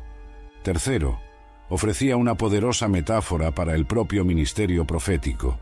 Así como la harina transformó veneno en nutrición, la palabra profética podía transformar corazones envenenados por el pecado e idolatría en vasos de honra para Dios. Para los jóvenes discípulos, aquella comida simple se tornó una lección inolvidable sobre la provisión divina y el poder transformador disponible a través del profeta en su medio. Muchos de ellos cargarían esta memoria a lo largo de sus propias carreras proféticas, recordando cómo Dios transformó muerte en la olla en vida y sustento. Multiplicación de los panes. No mucho tiempo después del incidente de la olla de muerte, otro milagro relacionado con alimentos ocurrió, esta vez destacando no apenas el poder de transformación, sino también el poder de multiplicación en las manos de Eliseo. La escasez de alimentos continuaba afectando gran parte de Israel cuando un hombre llegó de Baal Salisa, una localidad probablemente situada en las fértiles planicies de Sarón. Este hombre traía consigo una ofrenda de las primicias de su cosecha para el hombre de Dios, 20 panes de cebada y espigas de trigo fresco en su bolsa. En tiempos normales, las primicias eran llevadas a los sacerdotes en el templo en Jerusalén, conforme prescribía la ley de Moisés. Sin embargo, con el reino dividido y la apostasía oficial del reino del norte bajo Jeroboam y sus sucesores, muchos israelitas fieles direccionaban estas ofrendas a los profetas del Señor, reconociendo en ellos a los verdaderos representantes espirituales en una tierra desviada. Eliseo, al recibir esta generosa ofrenda en tiempos de escasez, demostró inmediatamente su corazón pastoral. En vez de reservar el alimento para sí mismo y su círculo más próximo, instruyó a su siervo: «Da al pueblo para que coma». El siervo miró los 20 pequeños panes de cebada, cada uno probablemente no mayor que un puño cerrado, y las pocas espigas de trigo fresco.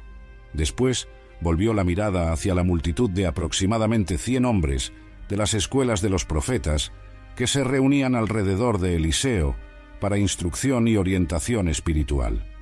«¿Cómo he de poner esto delante de 100 hombres?», cuestionó, expresando la duda natural ante la obvia insuficiencia de recursos. La matemática era simple e implacable. 20 pequeños panes para 100 hombres significaría, en el mejor de los casos, algunas migajas para cada uno, una distribución que apenas destacaría la escasez en vez de aliviarla. El siervo, aunque devoto, aún no había comprendido plenamente el poder que operaba a través de su maestro. La respuesta de Eliseo fue directa y llena de confianza: «Da al pueblo para que coma, porque así dice el Señor, comerán y aún sobrará». Con estas palabras, Eliseo colocaba la situación directamente bajo la autoridad de la palabra divina. No era su propio poder o deseo que garantizaba la suficiencia del alimento, sino la declaración específica del Señor. Este patrón, atribuir explícitamente el milagro a la palabra del Señor en vez de a cualquier capacidad personal, era característico tanto de Elías como de Eliseo, y distinguía a los verdaderos profetas de los falsos que buscaban glorificarse a sí mismos. Obedeciendo con fe vacilante, el siervo comenzó a distribuir los panes y el trigo entre los hombres reunidos. Para su asombro, a medida que distribuía las porciones, el suministro no disminuía conforme lo esperado. Era como si cada pedazo retirado fuese inmediatamente sustituido por otro, permitiendo que la distribución continuase mucho más allá de lo que la cantidad original permitiría.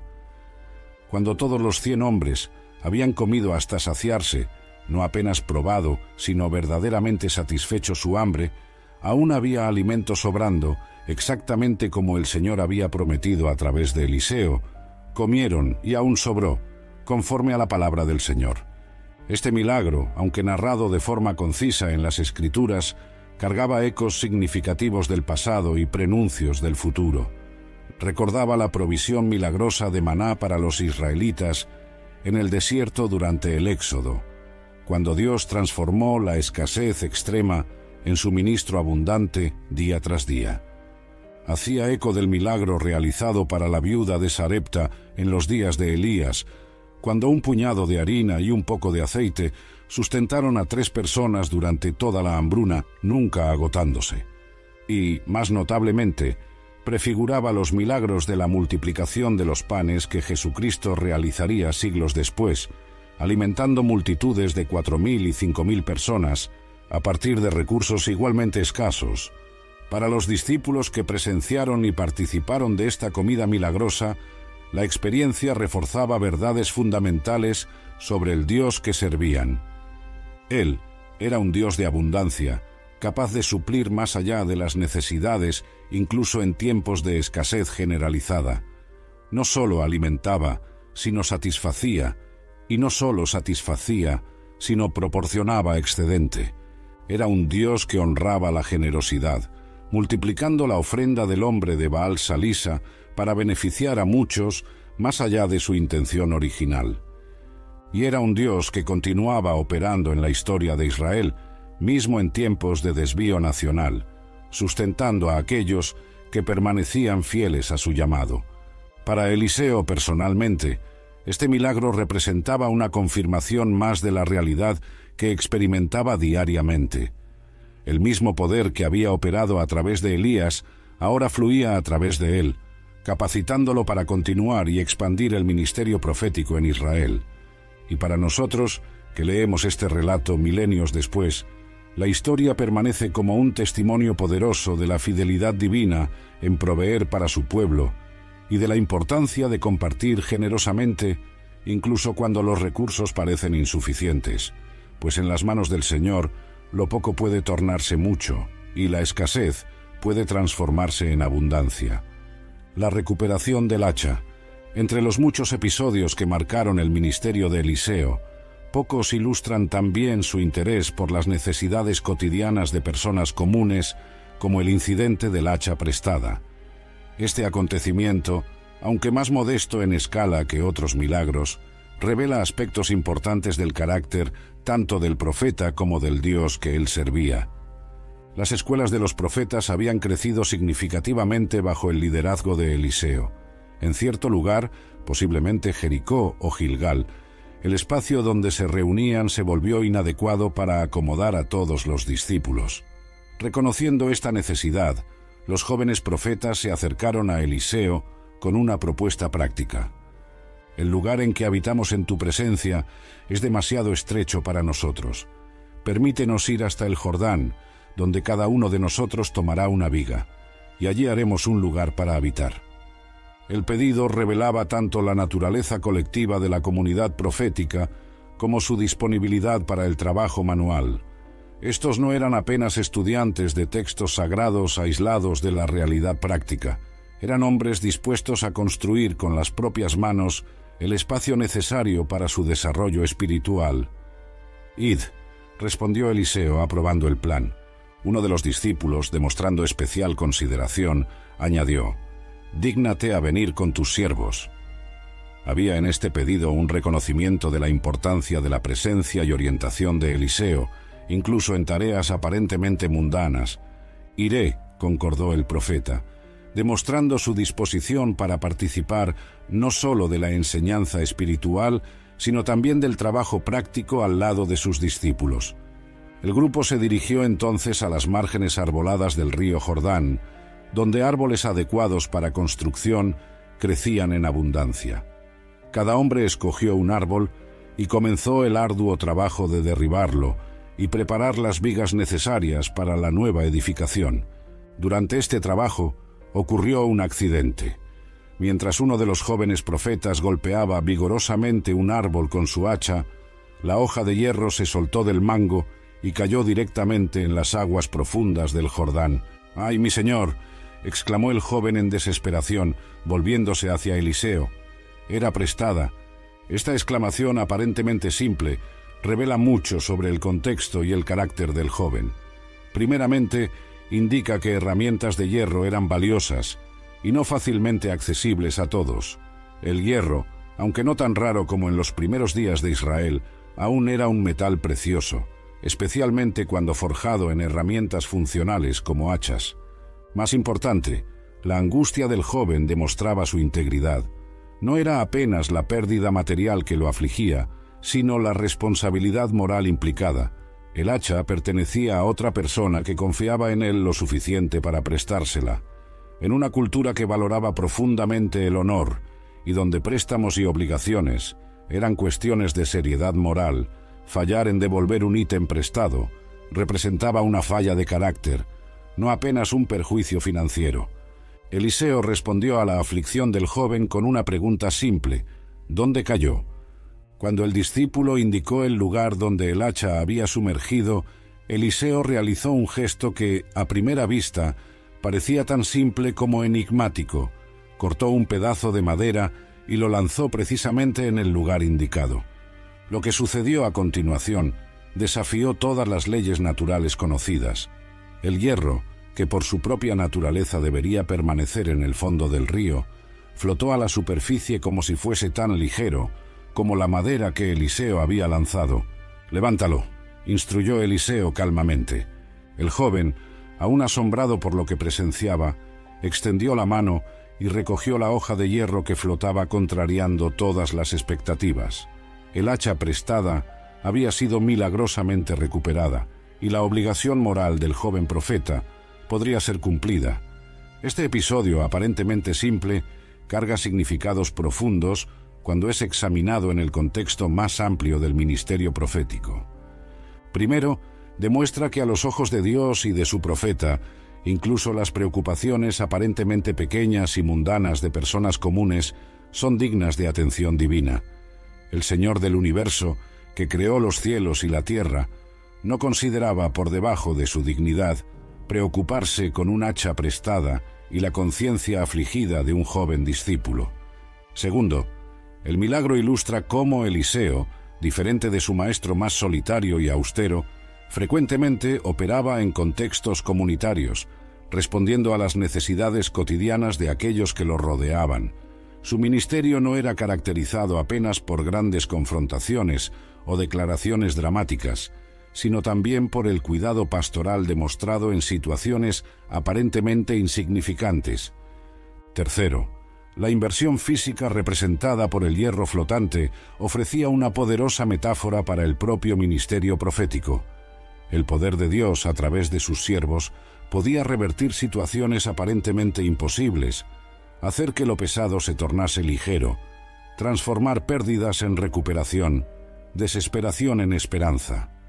Para el joven profeta que recuperó su hacha prestada, aquel día a la margen del Jordán, ciertamente permaneció como un recuerdo personal y poderoso de que el Dios que hablaba a través de grandes señales y maravillas era también el Dios que se preocupaba con las pequeñas crisis personales de sus siervos fieles. Y para las generaciones que leerían este relato, el hierro flotante serviría como un recordatorio constante de que, en las manos del Señor, hasta las leyes de la naturaleza se someten a su voluntad, y ninguna situación, por más pesada o irrecuperable que parezca, está más allá de su capacidad de restauración. La unción de Jehú. Aunque el ministerio de Eliseo frecuentemente se manifestaba a través de milagros de misericordia y curación, había también un aspecto político de su vocación profética que no podía ser ignorado. Como portavoz de Dios en Israel, él estaba involucrado no solo en cuestiones espirituales, sino también en la dirección de los asuntos nacionales, particularmente cuando estos involucraban la idolatría oficial promovida por la Casa Real.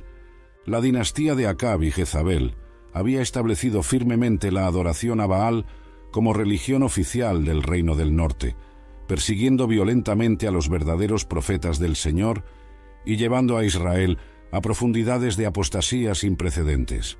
Aunque Elías hubiera confrontado directamente este mal, la tarea de completar el juicio divino contra la casa de Acab recaería sobre los hombros de su sucesor, Eliseo.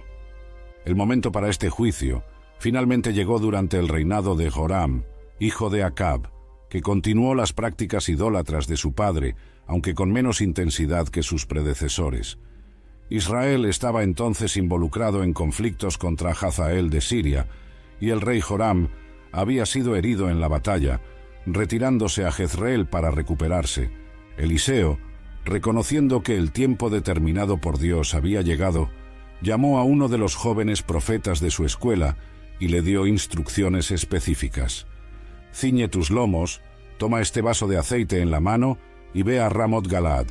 Cuando llegues allá, busca a Jehú, hijo de Josafat, hijo de Nimsi. Entra, haz que él se levante de en medio de sus hermanos y llévalo a la cámara interior. Entonces toma el vaso de aceite, derrámalo sobre su cabeza y di: así dice el Señor, te ungí rey sobre Israel. Entonces abre la puerta y huye sin demora. Estas instrucciones marcaban el inicio de una revolución divinamente ordenada. Jehú era un comandante del ejército israelita, conocido por su conducción impetuosa de carros de guerra y su devoción feroz. La unción con aceite simbolizaba su separación para la tarea divina de ejecutar juicios sobre la casa de Acab y erradicar la adoración a Baal de Israel. El joven profeta, tal vez nervioso con la magnitud de la misión, partió inmediatamente para Ramot Galaad, donde encontró a Jehú sentado con otros oficiales militares, probablemente discutiendo estrategias para la guerra en curso contra los sirios. «Comandante, tengo un mensaje para ti», anunció el joven profeta. «¿Para cuál de todos nosotros?», preguntó Jehú, tal vez ya sospechando que era el blanco de la visita profética. «Para ti, comandante», confirmó el joven. Jehú se levantó y acompañó al mensajero hasta una sala interior, donde, siguiendo fielmente las instrucciones de Eliseo, el joven profeta derramó el aceite sobre la cabeza del comandante y proclamó: «Así dice el Señor, Dios de Israel: te ungí rey sobre el pueblo del Señor, sobre Israel. Herirás la casa de Acab, tu señor, para que yo vengue la sangre de mis siervos, los profetas, y la sangre de todos los siervos del Señor, de la mano de Jezabel. Toda la casa de Acab perecerá, y exterminaré de Acab a todo hombre, tanto al esclavo como al libre en Israel». El mensaje continuó, detallando cómo la casa de Acab sería completamente exterminada, así como habían sido las casas de Jeroboam y Baasa antes de ella. El juicio divino sería especialmente severo contra Jezabel, la reina madre que había introducido la adoración a Baal en Israel y perseguido violentamente a los profetas del Señor. Los perros comerán a Jezabel en el campo de Jezreel, y no habrá quien la sepulte. Habiendo entregado este mensaje terrible pero necesario, el joven profeta abrió la puerta y huyó rápidamente, conforme a las instrucciones de Eliseo. Cuando Jehú retornó a sus compañeros oficiales, ellos notaron inmediatamente el cambio en su expresión y preguntaron sobre la visita del loco, término que, aunque pareciera despectivo, frecuentemente se refería a los profetas debido a su comportamiento inusual y mensajes osados. Inicialmente, Jehú intentó minimizar el encuentro. «Conocéis al hombre y su hablar». Pero los oficiales percibieron que algo significativo había ocurrido e insistieron: «Es mentira. Haznos saber lo que dijo». Ante esta insistencia, Jehú reveló la unción profética que había recibido. «Así y así me habló diciendo: así dice el Señor, te ungí rey sobre Israel». La respuesta de los oficiales fue inmediata y entusiasta. Tal vez ya insatisfechos con el liderazgo de Joram o convencidos por la autoridad profética tras la unción, ellos rápidamente declararon su lealtad a Jehú. Extendiendo sus vestiduras en el suelo como una alfombra improvisada, tocaron trompetas y proclamaron: «Jehú es rey». Con este apoyo crucial, Jehú inmediatamente comenzó a planear la toma del poder.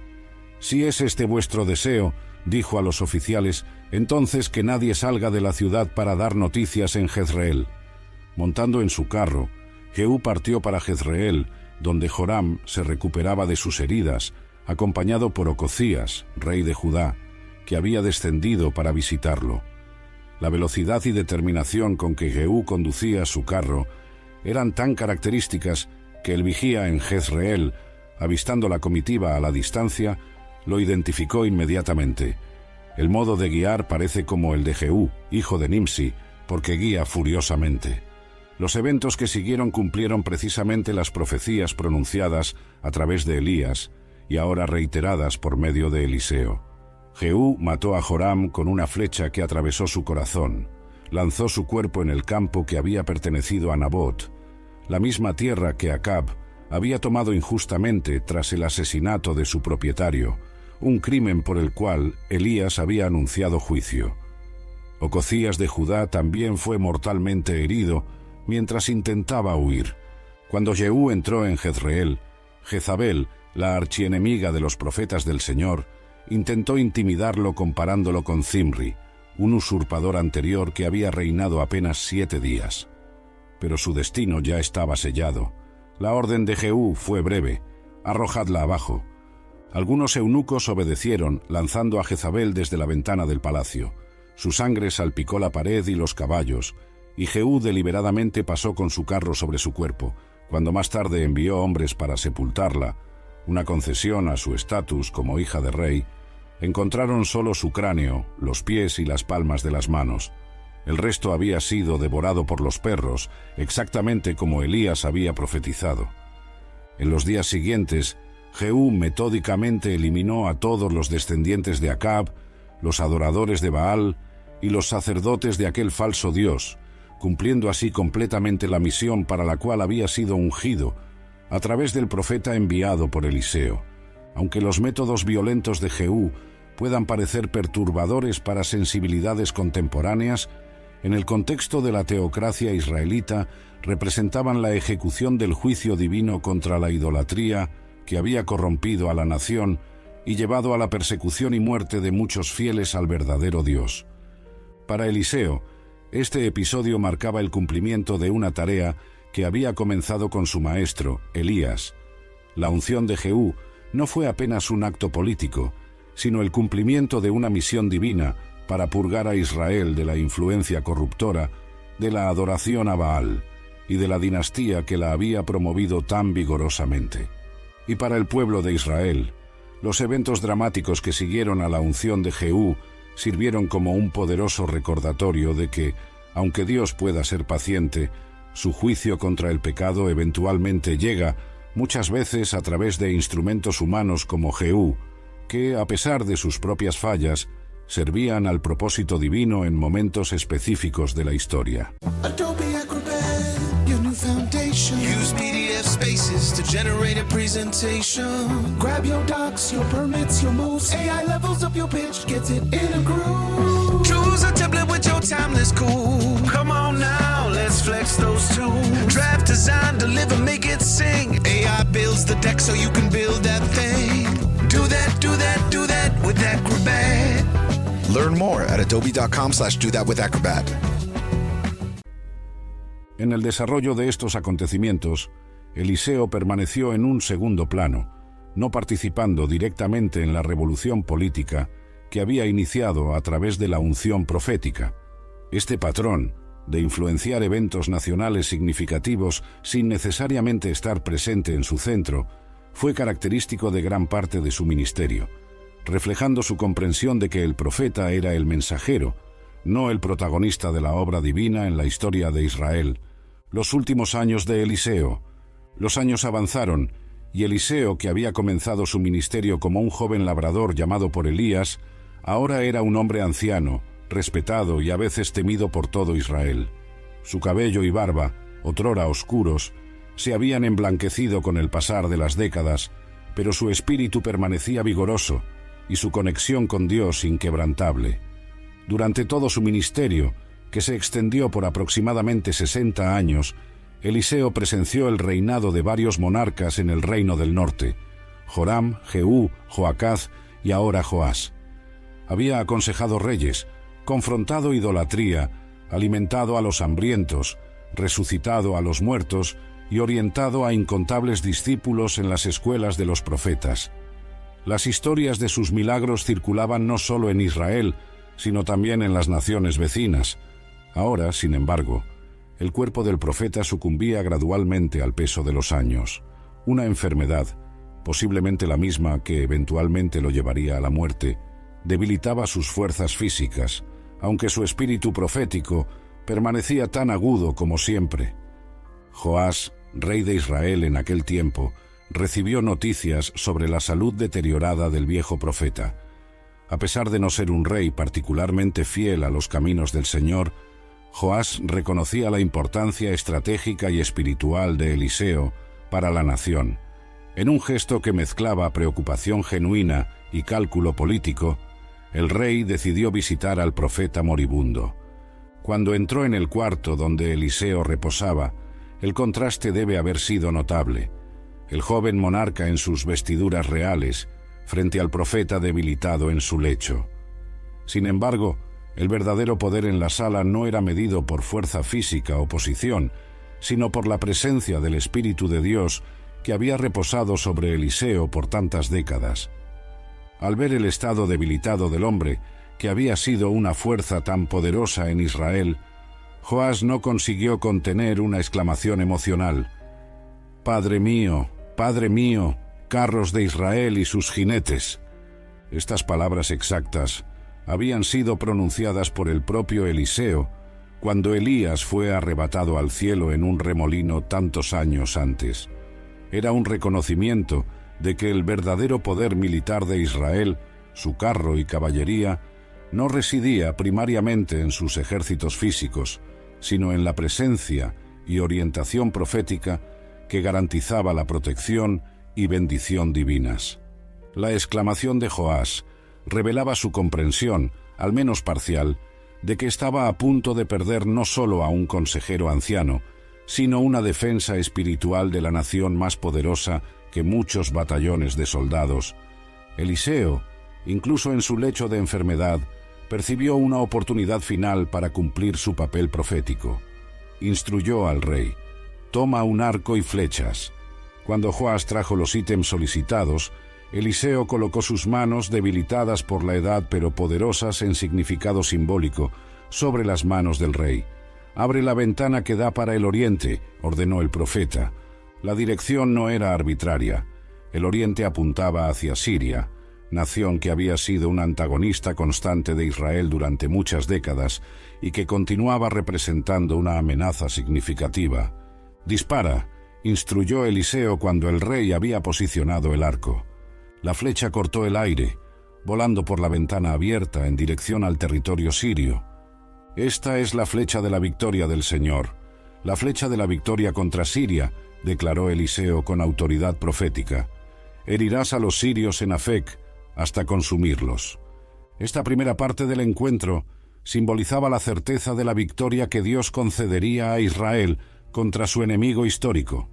No era una promesa vaga, sino una profecía específica que mencionaba incluso el local, Afec, donde la decisiva batalla ocurriría. Enseguida Eliseo prosiguió con un segundo acto simbólico: «Toma las flechas y hiere la tierra». Esta instrucción representaba una oportunidad para que el rey demostrara el ardor de su fe y determinación. Joás golpeó el suelo 3 veces y paró, aparentemente considerando el gesto suficiente. La reacción de Eliseo fue sorprendentemente enérgica para un hombre en su lecho de muerte.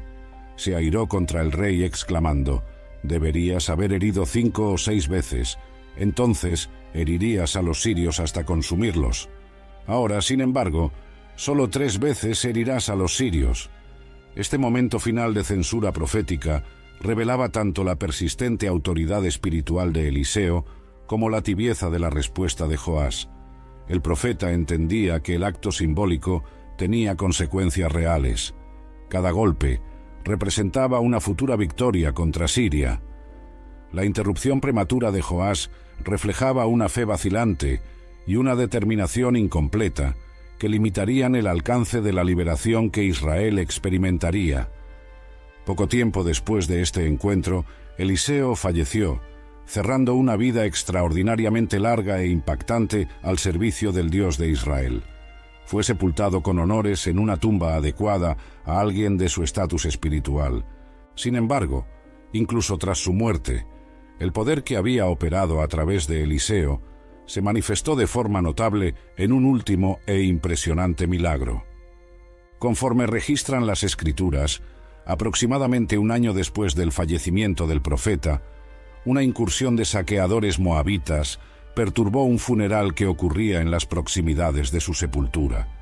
En su prisa para escapar del peligro, los responsables por el entierro lanzaron apresuradamente el cuerpo del fallecido en la primera tumba disponible, que resultó ser la de Eliseo. Cuando el cadáver tocó los huesos de Eliseo, revivió el hombre y se puso en pie. Este evento extraordinario, el único milagro registrado en las Escrituras, ocurriendo a través de los restos mortales de un profeta, sirvió como un sello divino sobre el ministerio de Eliseo. Incluso en la muerte, el poder que había operado a través de él permanecía tan real y eficaz que podía restaurar vida al muerto. Para los israelitas que presenciaron u oyeron sobre este milagro final, el mensaje era claro. El Dios que había hablado y actuado a través de Eliseo continuaba vivo y activo, incluso cuando su siervo se había ido. La muerte no podía extinguir el poder divino, así como no podía silenciar permanentemente el mensaje profético. Y así, el ciclo iniciado con la ascensión dramática de Elías al cielo en una carroza de fuego, se completaba con la muerte pacífica de su sucesor y el milagro final que confirmaba la continuidad de la presencia divina en Israel.